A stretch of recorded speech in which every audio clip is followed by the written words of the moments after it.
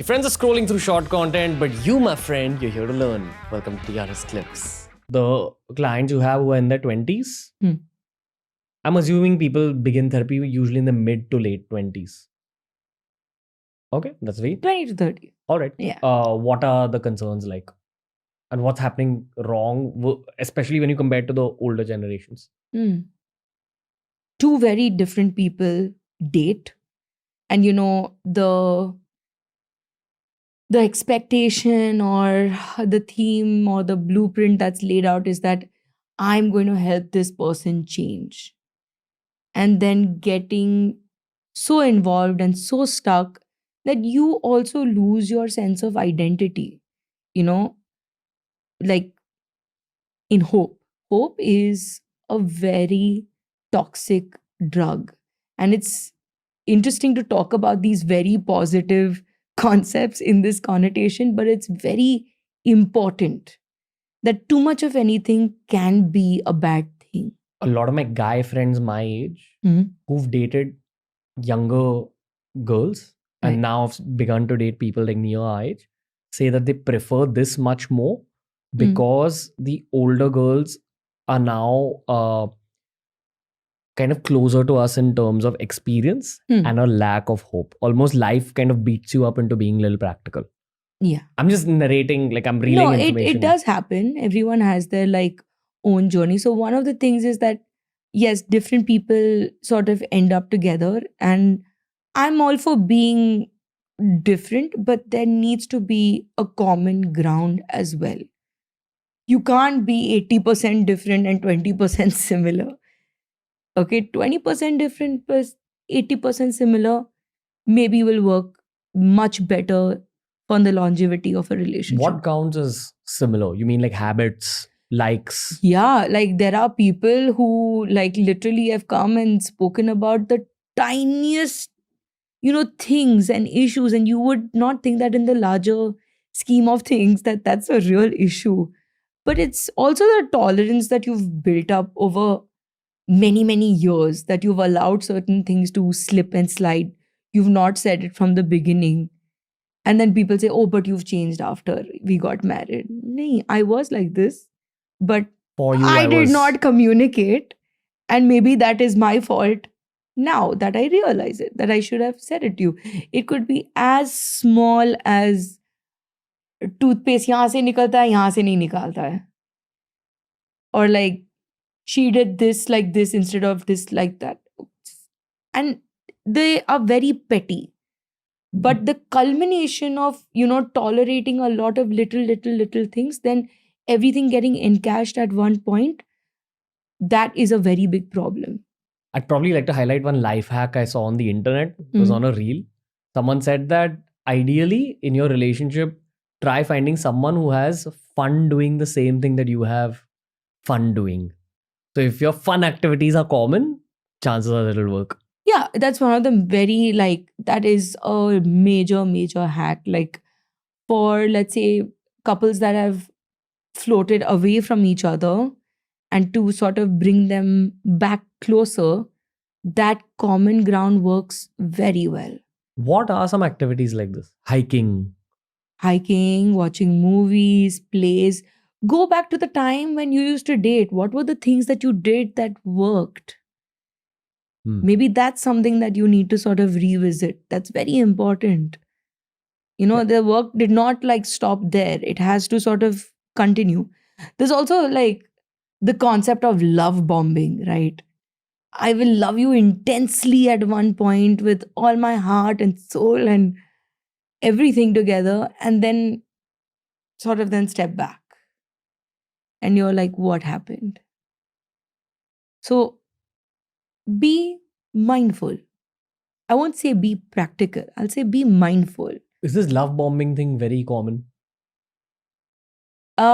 People don't talk about it too much, but it is there. Like when you see a lot of couples, you will see that there was an intense amount of love bombing in the beginning, and then हाँ ठीक है ना, हो गया ना, now let's move on in life. Now we are married, so we can just carry on with life. And then that's where the disparity sort of kicks in, that what happened? This was like this. How did this happen? I signed up for this. I did not sign up for this. Okay. Anything else you want to say about people in their 20s? Same thing for everybody, actually. Don't think your partner knows. Don't have this assumption. You might have to tell them. You know, this has been a problem for me with some of the people I've dated, that and this, it's something I'm trying to work on over time. But 2-3 of my serious relationships have requested me to know things without them mentioning, and then I say that, please say it. If you want this, I'll do it. But they don't agree to that. Yeah, they don't, because you're supposed to know. You're supposed to know. How can you not know? But you love me. Does this mean you don't love me? Is this real love? Oh my God, is this real love? If you don't know what I want, then is this real? Right? And a perfectly good relationship could go down the drain. So it's okay to meet people in the middle. It's okay to tell. That being said, you shouldn't become a parent and have to tell the other person every time what you want. That's also very exhausting. No, I wasn't that bad as a boyfriend. No, like it could be for anyone, right? Like, you don't want to become a parent in your own relationship and say, okay, now today again, is it ticked off? It's not, it shouldn't be on a to-do list. No, I hear you. And I feel this whole EQ education, relationship education is very important for our generation. We were talking about how moral science and ethics was the most important subject that we didn't pay attention to in school. Oh, yes. I feel this is one of those other modern day subjects. While we're talking about the future of education and learning AI and entrepreneurship, I feel life is also so much about your relationships. And if you are a romantic, it's so much about your romantic relationship and working on it. You're going to spend so much of your life. You're going to sleep next to that person. You're going to, experience trauma with that person. So people need to learn how to be better relationshipers.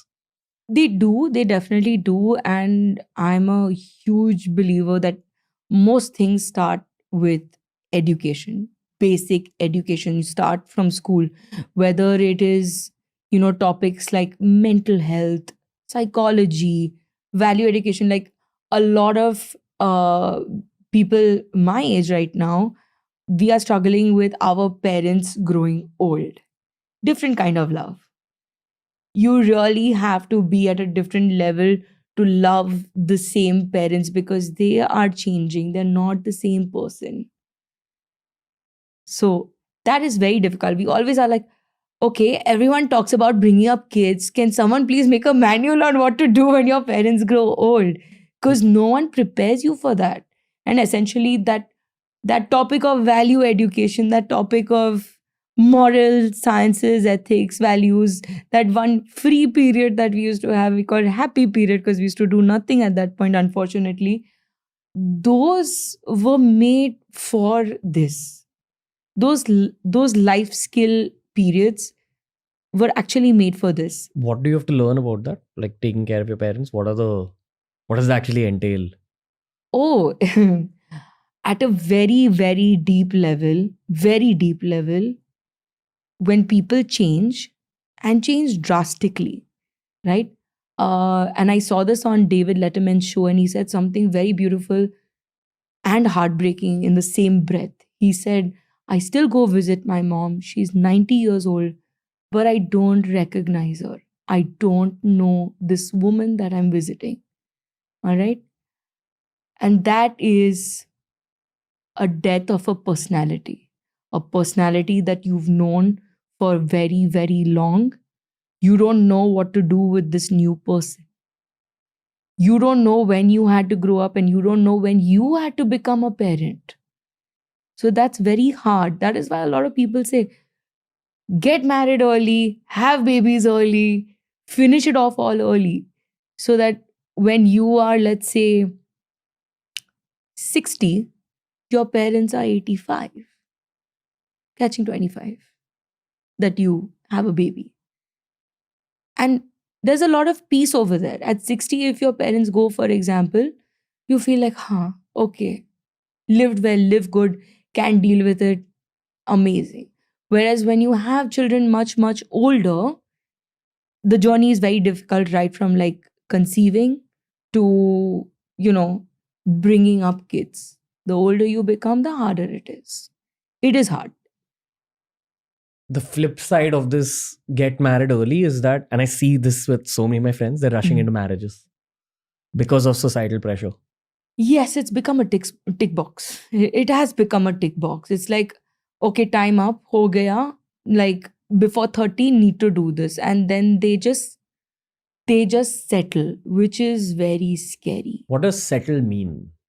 Means maybe you've just settled with the best thing that you could get at that point in time, or you have convinced yourself that this is the best I can do now. Before 30, if I want to get married, it's not going to get better than this. I'll tell you one more very harami angle that an older guy told me, and I don't know how true this is, but honestly my experience, I think I'm starting to see that there might be some truth in it. So he said, for many people, if you play the game right, the longer you wait, the hotter you date, or the better you date, which is turning out to be true for a lot of my friends as well. Like their partners at this point are much better than previous partners and keeps getting better. Yeah, you can look at the flip side that I do have a bunch of friends who are older, who are dating older for sure, and they are loving it. They were like, yeah, we waited, and while they waited, they were whining, but it's okay. They were like, it totally paid off. Yeah. It totally paid off, because what I have now, I would like not trade in for anything. And this is the one, and I am sure of it. What do they have now? A lot of clarity, a lot of focus, a lot of independence. There's an interesting sort of, again, Instagram reels, right?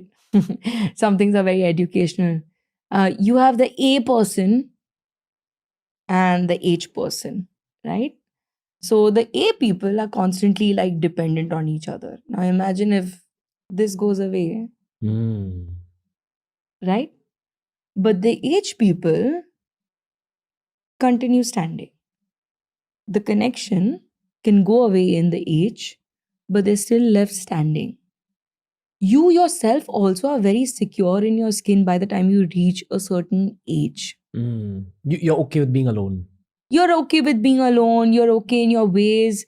Some people are extremely touchwood blessed and lucky that they have a great social support system where they don't feel alone.